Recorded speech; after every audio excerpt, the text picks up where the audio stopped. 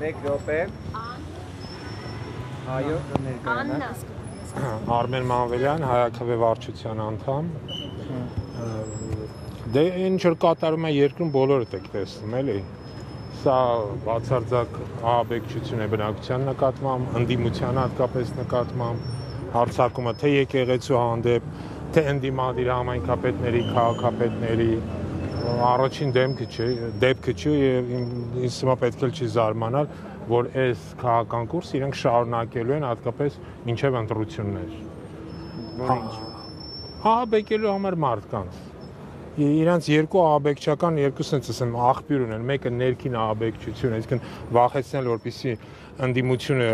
չկարողանա գործել, հիմնական մի շարք թիրախավորեն, մի շարք ղեկավարներ եւ նրանց ձերբակալել, ինչպես Սամվել Կարապետյանն են ձերբակալել, քրեական գործերն հարուցել շատ-շատերի անգամ, թողեն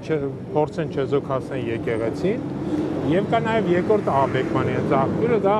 Ադրբեջանի եւ Թուրքիայի հետ իրենց համաձայնությունն է, որի միջոցով անդադ ահաբեկում են հնարավոր նոր պատերազմով։ Ահաբեկումը բերում է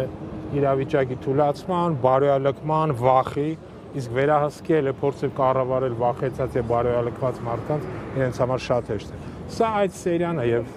սա սկսել է ու համոզված եմ առաջիկա 7-8 ամիսների ընթացքում կանգ չի առնելու ցավոք սրտի։ Իսկ դուք հակակոռուպցիոնի ձայնագրությունը լսել եք եւ մտածում եք, որ դա եւս է իրականության հետ կապ չունի։ Գիտեք, ես կարծում եմ այսպես, ես կարծում եմ այն մարդիկ, որոնք հատկապես ընդդիմադիր դաշտում են, շատ հստակ հասկանում, որ իրանք թիրախավորված են, շատ հստակ հասկանում, որ իրանք ձայնագրում են տարբեր հնարավոր ձևերով եւ նաեւ եկեք չմոռանանք, էլ մենք տասնյակ դեպքեր գիտեմ, երբ իրանք մոնտաժած ձայնագրություններ են ցույց տալի, հնարավոր է այդ մոնտաժի ձևերից մեկն է, այսինքն ես այս բանը չեմ կարող դրան գրահատական տալ, բայց վստահություն այսօրվա համակարգի վրա թե հակակոռուպցիոն, թե քննչական, թե իրավական վստահություն, ասենք 0 է։ Շնորհակալություն։